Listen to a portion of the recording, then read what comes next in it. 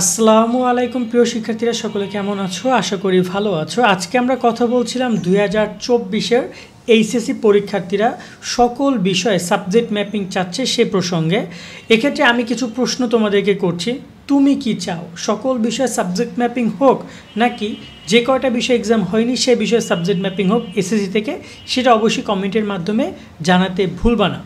আমাদের বিভিন্ন জায়গা থেকে মেসেজ করা হচ্ছে, আমাদেরকে মেল করা হচ্ছে, এমনকি আমার পার্সোনালি যারা ছোটো ভাইয়া ছোড়াও মেল করতেছে, মেসেজ করতেছে, ভাইয়া আমাদের সব বিষয় এসএসসি থেকে সাবজেক্ট ম্যাপিংটা চাই। তো আমরা আজকে একটা আর্টিকেলে কয়েকজন শিক্ষার্থীর সাথে কথা বলেছিলাম এই ব্যাপারে। সেক্ষেত্রে শিক্ষার্থীদের দাবিগুলো ছিল যে আমাদের অধিকাংশ পরীক্ষা হয়েছে যেখানে বাংলা ইংরেজি আইসিটি এক্সাম হয়েছে, আবার মাদ্রাসা কারিগরি বা মাদ্রাসা কারিগরি এবং সিলেট বোর্ডে সেই পরীক্ষাগুলো হয়নি। এক্ষেত্রে যদি এসএসসি থেকে সাবজেক্ট ম্যাপিং করা হয় তাহলে তারা বাড়তি সুবিধা পাবে, কারণ আমরা যে পরীক্ষাগুলো দিয়েছি সেই পরীক্ষাগুলো আমরা মন খুলে নিজেদের মতো করে দিতে পারিনি। তার মধ্যে বন্যা ছিল, তার মধ্যে এই আন্দোলন ছিল, অনেক ঝামেলার মধ্যে আমরা পরীক্ষা দিয়েছি। তো আমাদের কথা হচ্ছে যে সবাইকেই তাহলে এককভাবে মূল্যায়ন করা হোক, সেক্ষেত্রে সবার রেজাল্টই এসএসসি থেকে নেওয়া হোক, যেটা সিলেট বোর্ডে করবে। যদি এখানে আইসিটি বা অন্যান্য সাবজেক্টের ক্ষেত্রে তখন মেইন মূল পরীক্ষায় গুরুত্ব দেওয়া হোক, বাট সবার ক্ষেত্রে একই নিয়মের কথা বলছে, যেটাকে বলা হচ্ছে বৈষম্য দূর করা বা বৈষম্যহীন রেজাল্ট তারা চাচ্ছে। এই পয়েন্টে এসে এখানে শিক্ষা মন্ত্রণালয় কী বলছে সেটা একটা কথা অবশ্যই, এবং এখানে অনেক শিক্ষার্থী বর্তমানে আন্দোলনের কথা বলছে। এখানে আমরা গ্রুপগুলোতে দেখছিলাম বিকাল 3টায় শাহবাগে আন্দোলন হবে, এখানেও আমরা দেখছিলাম যে বিকাল 3টায় শাহবাগে আন্দোলন, মানে আন্দোলনের কথা শিক্ষার্থীরা ভালোই বলছে, তারা আন্দোলন করবে, গিয়ে কথা বলবে, বিষয়গুলো নিয়ে তাদের আলোচনা রয়েছে।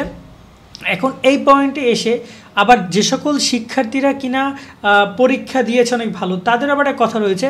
তারা বলছে যে শিক্ষা মন্ত্রণালয় যে সিদ্ধান্ত নিয়েছে সেই সিদ্ধান্তের সাথে আমরা একমত, অর্থাৎ শিক্ষার্থীরা ওই সিদ্ধান্তের সাথে তারা একমত পোষণ করেছে। তারা বলছে এসএসসি থেকে যে পরীক্ষাগুলো হয়নি সেগুলো মূল্যায়ন করা হোক, বাকিগুলো খাতার মাধ্যমে মূল্যায়ন করা হোক।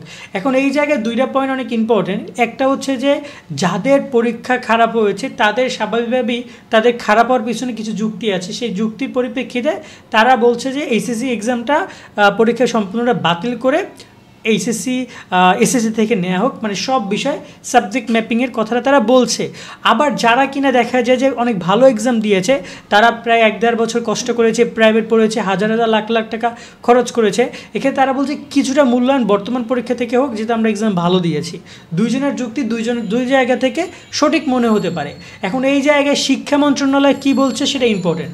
ঢাকা বোর্ডের চেয়ারম্যান অধ্যাপক তপন কুমার সরকার কিন্তু গণমাধ্যমকে আগেই বলেছেন অনেক শিক্ষার্থী অনেক ধরনের দাবি দাবা করবে, সেই জিনিসগুলো তারা অনেক কিছুই মানতে পারবে না বা পূরণ করতে পারবে না। এই জায়গায় তারা বারবার বলছে যে সকল বিষয় সাবজেক্ট ম্যাপিং না, যে সকল বিষয় এক্সাম হয়েছে সেখান থেকে মূল্যায়ন করবে। যদি কোনো শিক্ষার্থী ফেল করে তাহলে ফেলই করবে, এটা তাদের মন্তব্য। এবং এখানে একটা কথা বলা হয়েছে যে এই সিদ্ধান্তটা শিক্ষা মন্ত্রণালয় নেবে। এক্ষেত্রে শিক্ষা মন্ত্রণালয় অলরেডি সিদ্ধান্ত নিয়েছে, তারা আর নতুন করে হয়তোবা কোনো সিদ্ধান্তে আসবে না। ইতিমধ্যে বোর্ডগুলো পরীক্ষার রেজাল্ট তৈরিতে ব্যস্ত রয়েছে, তারা রেজাল্ট তৈরি করছে এবং পরবর্তীতে সেটা প্রকাশও করা হবে।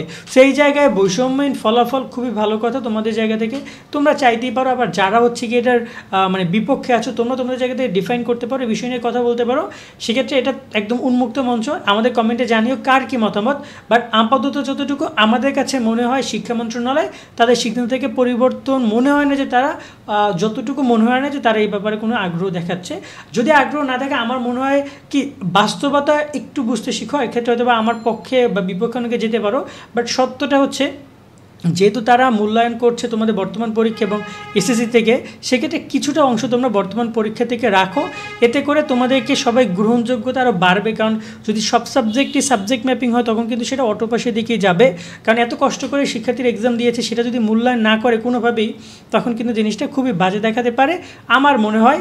বাট তোমাদের কী মনে হয় সেটা তোমরা ভালো জানো, বাট যেহেতু তোমরা তোমাদের মতো করে কাজ করবা, কিন্তু আমার মনে হয় যে শিক্ষার্থীদের উচিত একটু ভালোভাবে ভাবা। আর একটা কথা আমি বলবো, শিক্ষা মন্ত্রণালয় বা তাদেরও উচিত সকল শিক্ষার্থী কী চায় সেটা সিদ্ধান্ত গ্রহণ করা। আর যদি শিক্ষার্থীদের মধ্যে 4-5টা পক্ষ থাকে, কেউ চায় এখানে, কেউ চায় ওখানে, কেউ এখানে ওখানে, মানে সব জায়গায় শিক্ষার্থীরা হযবরল, সেই জায়গায় শিক্ষার্থীদের ভালো হবে, ভবিষ্যতে ভালো হবে, এমন কিছু শিক্ষা মন্ত্রণালয়ের করা উচিত। মানে যদি শিক্ষার্থীদের মধ্যে দ্বিমত থাকে, কারণ 4-5টা পক্ষ শিক্ষার্থী হয়ে গেলে তখন তো শিক্ষার্থীদের কথা শোনা সম্ভব নয়, তখন যেটা ভালো হবে সেটাই শিক্ষা মন্ত্রণালয়ের করা উচিত বলে আমার মনে হয়। তো এই হচ্ছে সম্পূর্ণ বিষয়টি। সামনে আরও যদি নতুন কোনো আপডেট আসে এই ব্যাপারে আমরা জানাবো, আর আর্টিকেল লিঙ্কটা আমি ডিসক্রিপশন দিয়ে রাখবো, চাইলে তোমরা এখানে শিক্ষা মন্ত্রণালয় পক্ষে বিপক্ষে কথাগুলো শুনে নিতে পারো। ভালো থাকবে সকলে, আল্লাহ হাফেজ।